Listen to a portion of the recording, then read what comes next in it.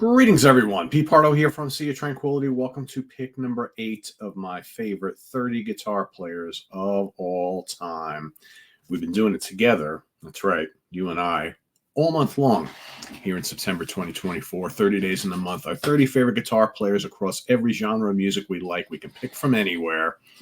Very hard because, as we know, there have been tons and tons of great guitar players over the years across rock and metal and prog and jazz and fusion and pop and you name it, right? Blues, you name it. Tons of great guitar players.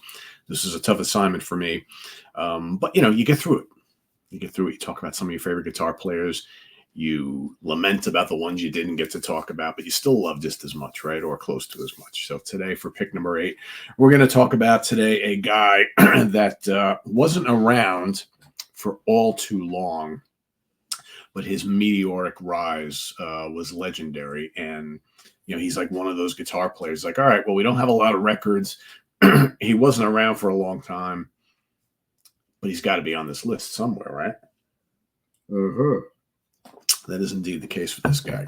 And let's bring to the stage the late, the great, the legend himself, Mr. Jimi Hendrix. Of course, I picked a photo of him playing at Woodstock, which is perhaps my favorite live performance from him. I know some people say, the band was kind of sloppy and all that, but for me, this performance, Jimmy closing out Woodstock in 1969 was just, it's just an amazing show.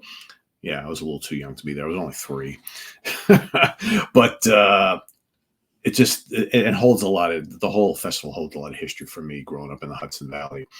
And, Bethel Woods, a venue that I go to all the time. I was just there a couple of weeks ago, and that was the site of the original Woodstock Festival. And there's just something about Woodstock and Hendrix that's just kind of legendary around here. So I wanted to make sure I got a picture of him from that festival playing in the early hours of the morning there when the sun just came up, right? He basically sent everybody home with a thrilling performance. Excuse me, guys. It's really early in the morning here. I'm taping, and my voice is not acclimated to the day.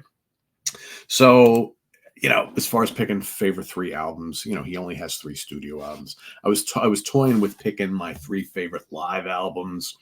And then I was like, it's just another example, another time to talk about Are You Experience, the debut album. Just absolutely classic. So many Hendrix staples on this album. Purple Haze, Manic Depression, Hey Joe, right? It's all on here. Wind Cries, Mary Fire, Third Stone from the Sun, Foxy Lady. It's all here, right? It's such a great album, one of the great debuts of all time. Will we mention it next month in my greatest debut albums of all time? Likely, yes. Where it will wind up on that list, we'll have to wait and see. But yeah, Are You Experience? Groundbreaking album. Axis Bold as Love. Also, an amazing record. More psychedelic even, perhaps. He really experimented on the second and third albums. Spanish Castle Magic, so heavy. That's like an early proto-metal song. Little Wing on here is great as 6 Was 9. Castles Made of Sand. Wait Until Tomorrow. One Rainy Wish, She's So Fine. Funky, psychedelic, just all sorts of cool Hendrixy stuff here. Really taking advantage of the studio as another instrument. That's the one thing, the first album is just raw and heavy and just mind-blowing, but then Jimmy really started to experiment in the studio, doing all sorts of cool little tricks and things, and just adding lots of depth based on him discovering how to produce records and how to manipulate the studio to get all these kind of cool sounds that he and the band were looking for. And then of course Electric Ladyland. Yeah, there are days where I think Electric Ladyland is my favorite Hendrix album. I usually go back and forth between the first and the third. You can make a case for all of them. But of course, have you ever been to Electric Ladyland? Crosstown Traffic, you got Voodoo Child, All on the Watchtower, Burning in the Midnight Lamp. A Little Miss Strange, Long Hot Summer Nights, Gypsy Eyes. Oh, Gypsy Eyes is so good. Top to bottom. Just amazing stuff on here. And again, just showcasing Hendrix, the guitar player, who had taken the universe by storm with this just way that he harnesses blues and psychedelic rock and just heavy music like we hadn't really seen up until that point. playing, mostly Stratocasters, but, a variety of other guitars, and being able to manipulate his amp and utilize feedback and incorporating all these cool like effects pedals into his arsenal, wah-wah pedal, Octavia, flanger sounds and the Univibe and fuzz and all that kind of stuff. And just playing cool, interesting chords. He was a lefty too, right? Got to talk about that.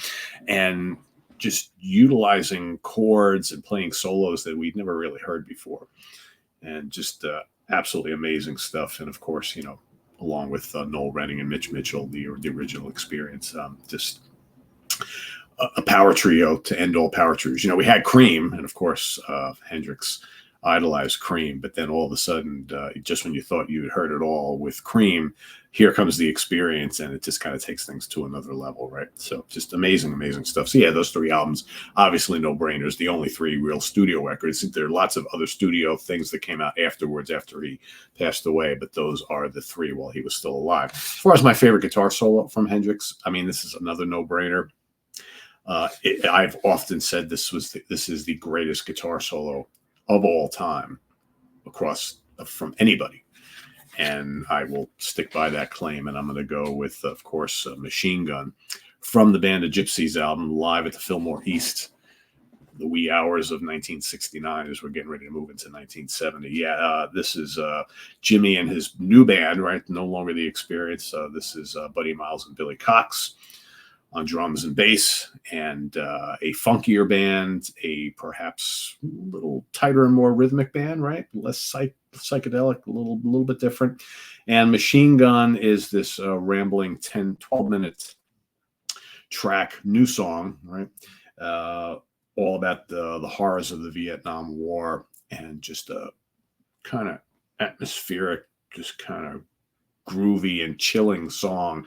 And then when Jimmy rips into the guitar solo, it's just absolutely mind-blowing. He's playing some fast shit. He's playing wild stuff with the whammy bar that's mimicking like grenades and bombs and mortar shells, and the horrors and screams of the soldiers. And just it's just one of the great guitar solos of all time. It takes you on a journey, and it's just like and his use of effects, and again harnessing feedback, it's playing Marshall amps and just the Stratocaster. It's just amazing. It's like a war zone going off, and one guy doing that. And then of course you have Buddy's kind of military sounding drum beats, and Billy's just kind of anchoring it with that solid bass groove, and just mind-blowing stuff. So yeah, Machine Gun, my favorite guitar solo from Jimmy. And of course, the 3 studio albums.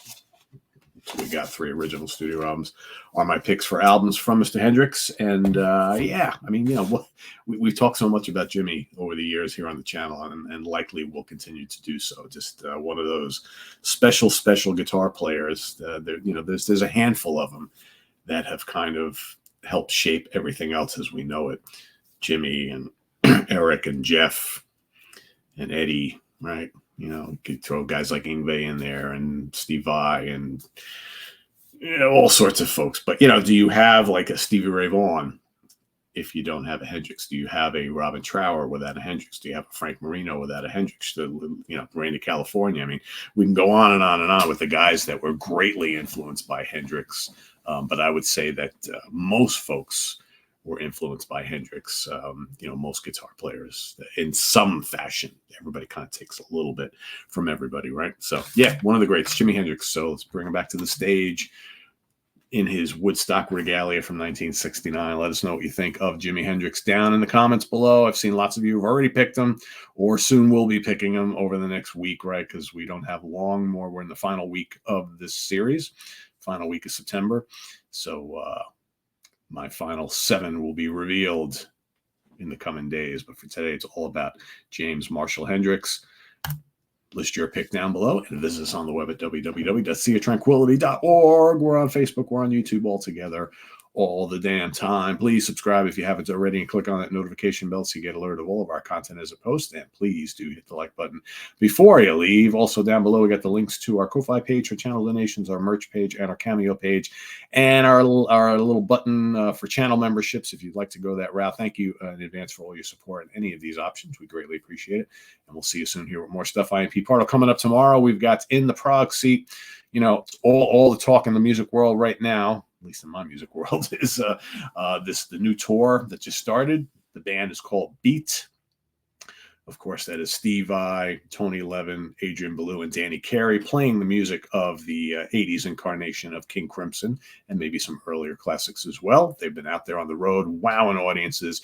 I'm going to be seeing them towards the end of the tour, the end of October, so I'm looking forward to that. But in celebration of that, we are looking at the 3 albums that most of the repertoire that they are playing is being drawn from. That are the King Crimson albums, Discipline, Beat, and 3 of a Perfect Pair. So on In the Prague Seat, we will be talking specifically about those albums, their impact, and what we think of them. So join the crew tomorrow night, 9 p.m. Eastern Standard Time for In the Prague Seat, 80s King Crimson, Discipline, Beat, and 3 of a Perfect Pair. That is the kind of album study we're doing, albums studies we're doing this time around. So stay tuned for that and more. I am Pete Pardo. Thanks for watching this. We'll see you soon. Bye-bye.